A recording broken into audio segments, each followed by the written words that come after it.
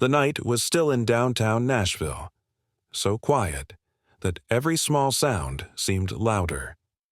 Lieutenant Karen Dobbs sat in her patrol car, parked at the corner of West End Avenue.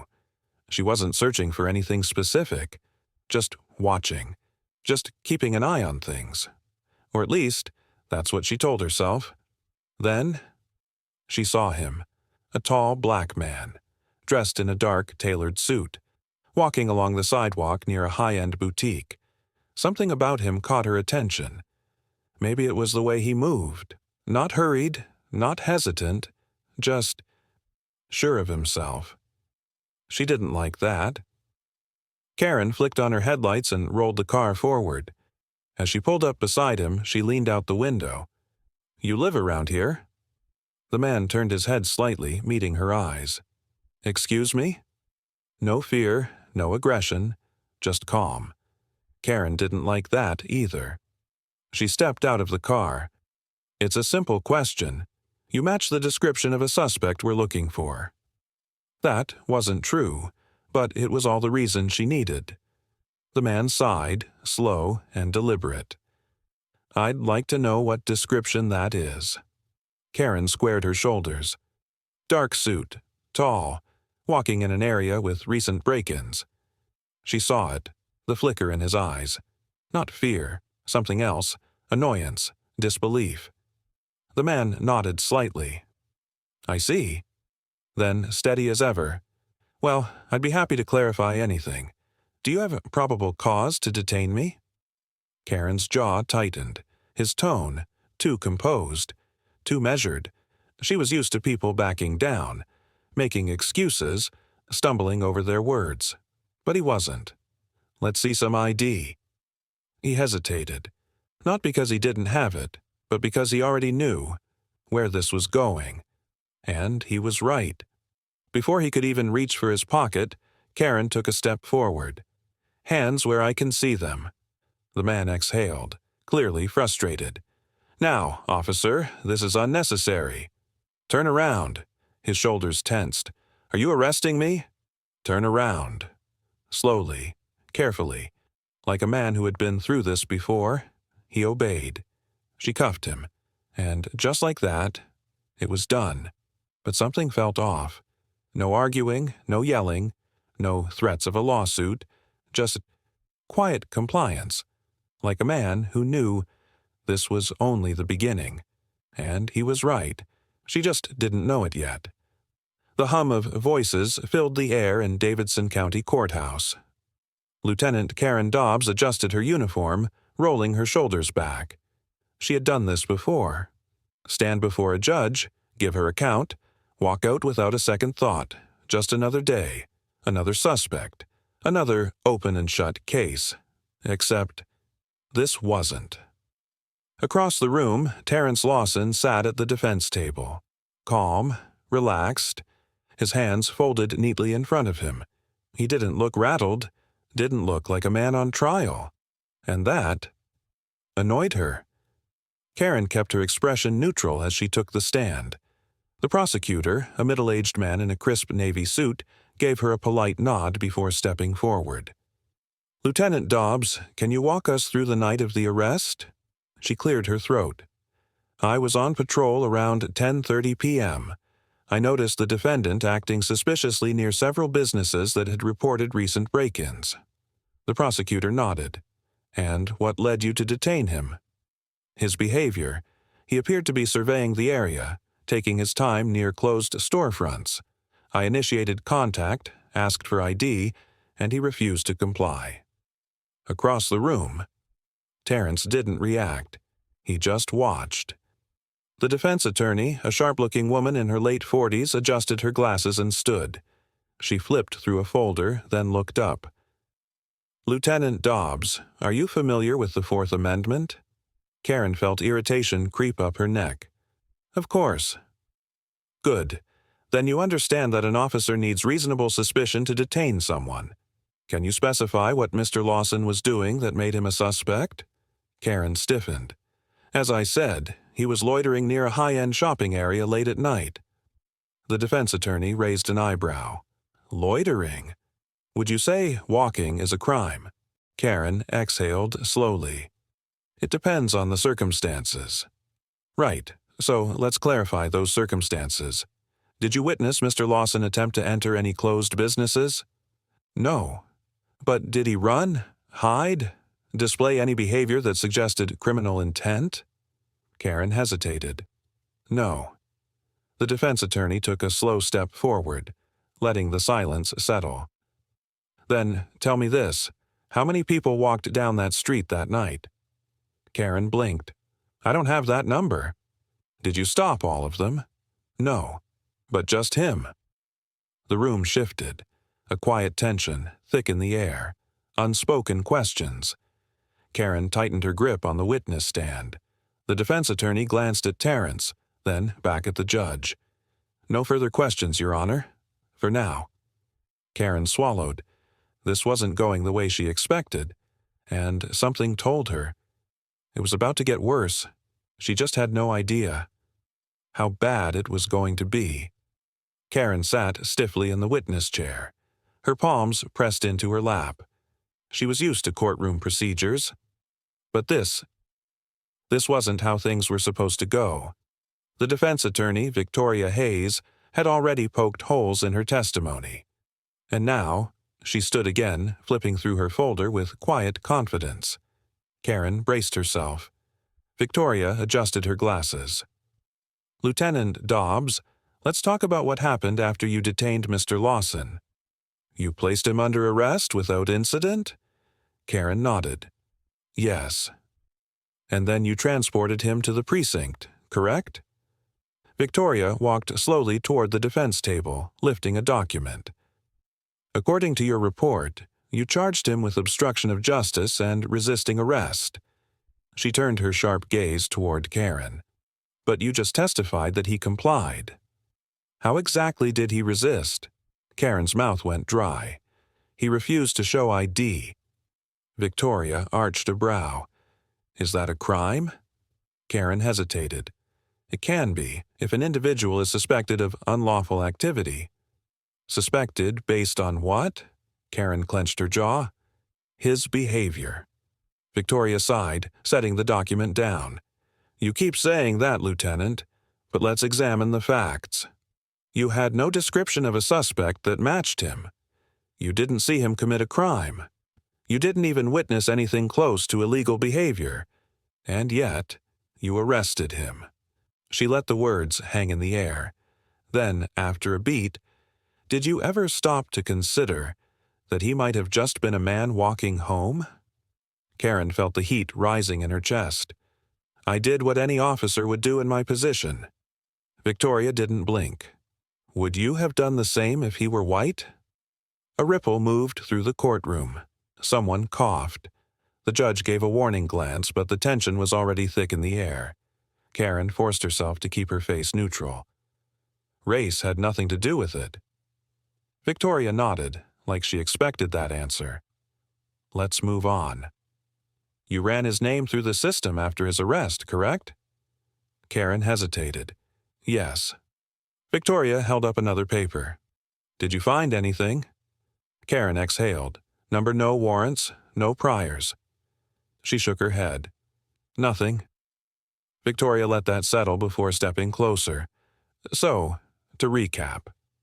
An innocent man with no criminal record who wasn't breaking any laws was arrested simply because you thought he looked suspicious. Karen clenched her jaw.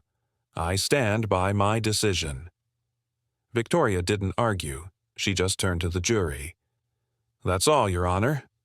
The judge called for a recess. Karen exhaled, stood and straightened her uniform. Then she made her way toward the hallway, but the moment she stepped outside, she saw something that made her stomach tighten. Across the corridor, Terrence Lawson, shaking hands with a court clerk. The clerk leaned in, whispered something to Victoria. Karen's pulse quickened. She didn't know what was going on, but whatever it was about to change everything. Karen's fingers curled into her lap. Across the courtroom, Terrence Lawson stood, adjusting the cuffs of his suit. Calm, confident. Not like a man fighting for his innocence, like a man who had already won. A ripple moved through the room. The judge looked up from the folder, her expression unreadable. "Mr. Lawson, you may proceed." Karen stiffened. Since when did defendants get to proceed? Terrence stepped forward, his voice steady.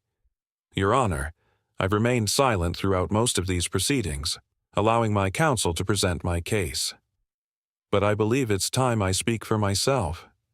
Karen's stomach tightened. He's too calm, too controlled. "Go ahead," the judge said. Terrence turned his gaze, landing on her. "Lieutenant Dobbs, do you remember the night of my arrest?" Karen's mouth went dry, but she forced herself to nod. "Of course. And you testified under oath that you stopped me because I appeared suspicious, that I was loitering in a wealthy area, that you were acting in the best interest of public safety." She sat up straighter. "That's correct." A small, knowing smile played at the corner of his lips. "Interesting." Karen clenched her jaw. Terrence turned back to the judge. "Your Honor, I'd like to formally introduce myself." The room fell silent.